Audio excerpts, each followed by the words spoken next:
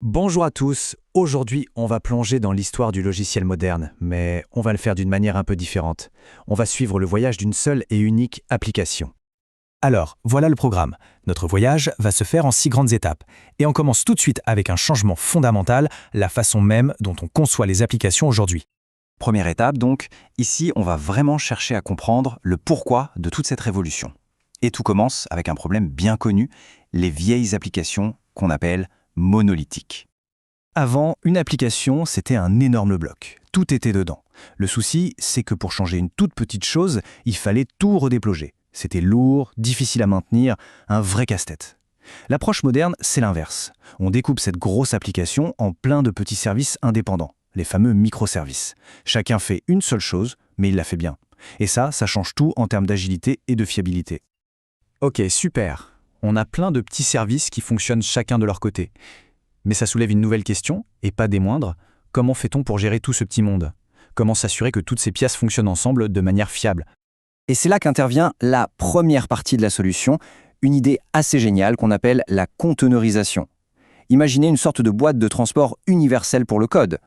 Un conteneur, en fait, c'est un paquetage logiciel et qui contient absolument tout ce dont le code a besoin pour fonctionner. Le code lui-même, bien sûr, mais aussi les librairies, les outils, tout. Le gros avantage, c'est que ça garantit que l'application se comportera exactement de la même manière qu'elle tourne sur la machine d'un développeur ou en production. C'est la fin du fameux « ça marche sur ma machine ». Attention, il y a une confusion fréquente. Conteneur et machine virtuelle, ce n'est pas la même chose. Une VM, ça virtualise la machine physique. Donc chaque VM embarque son propre système d'exploitation complet. C'est lourd, ça prend des minutes à démarrer. Un conteneur, lui, virtualise le système d'exploitation. C'est beaucoup plus malin.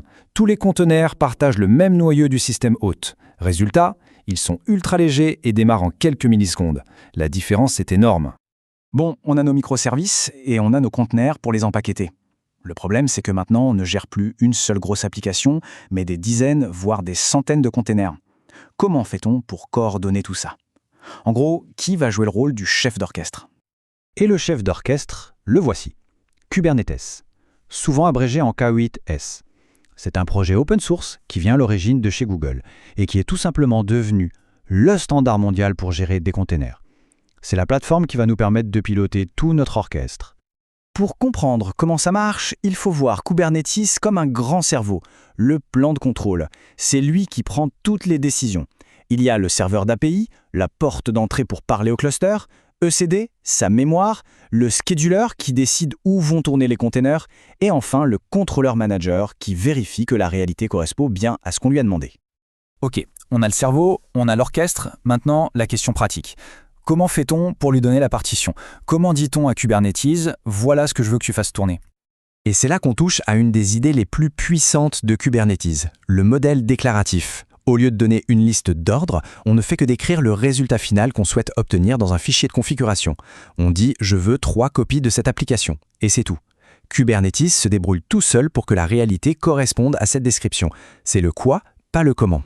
Pour faire ça, Kubernetes utilise quelques briques essentielles. D'abord, le pod. C'est la plus petite chose qu'on peut déployer, une bulle qui contient un ou plusieurs containers.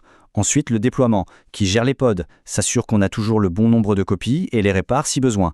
Et enfin, le service, qui fournit une adresse réseau stable pour accéder à notre application, peu importe ce qui se passe derrière. Bon, on a donc maintenant une plateforme incroyablement puissante et résiliente. La question maintenant, c'est qu'est-ce qu'on peut construire là-dessus? Quelles sont les nouvelles portes que ça nous ouvre? En fait, on a une sorte de système d'exploitation universel pour le cloud. Et sur ce système, on peut faire tourner bien plus qu'une simple application web. On peut y déployer les outils les plus avancés qui existent aujourd'hui. Et c'est là que ça devient passionnant. On peut y faire tourner Apache Spark pour du traitement de données massif, Apache Kafka pour du streaming en temps réel, ou même des plateformes de machine learning comme Kubeflow. En clair, la même infrastructure, les mêmes compétences permettent de gérer une petite application vitrine et des projets de big data ou d'IA ultra complexes. C'est cette universalité qui est révolutionnaire. Maintenant qu'on a tout ça qui tourne, il reste une dernière pièce au puzzle, et elle est cruciale. Comment on s'assure que tout ce beau monde reste en bonne santé? Comment sait-on ce qui se passe à l'intérieur? Pour ça, on parle des 3 piliers de l'observabilité. Le premier, c'est la supervision, le monitoring. La question est simple, est-ce que ça va? On collecte des métriques, comme l'utilisation du processeur ou la mémoire, pour avoir des indicateurs de santé en temps réel. C'est notre tableau de bord. Le deuxième pilier, la journalisation, les logs. Là, la question c'est, qu'est-ce qui s'est passé? Chaque composant écrit un journal de bord. En cas de problème, on peut aller lire ces journaux pour comprendre l'enchaînement des événements. C'est notre boîte noire. Et enfin, le troisième pilier, le traçage. Dans un monde de microservices, une simple requête peut traverser 10 services différents. Le traçage permet de suivre cette requête à la trace pour répondre à la question « Où est-ce que ça a ralenti ?» C'est essentiel pour trouver les goulots d'étranglement. Mais la beauté de Kubernetes, c'est que la résilience est aussi intégrée au cœur du système. Il y a des sondes qui vérifient si un conteneur est en vie, et sinon, paf, il est redémarré automatiquement. D'autres vérifient s'il est prêt à recevoir du trafic. C'est cette capacité d'auto-réparation qui rend le système si robuste. Au final, ce qu'a créé Kubernetes, c'est bien plus qu'un simple outil. C'est une plateforme universelle pour faire tourner n'importe quel logiciel, n'importe où. La question fondamentale a changé. Ce n'est plus comment on va faire tourner notre code, mais plutôt qu'est-ce qu'on va bien pouvoir construire maintenant.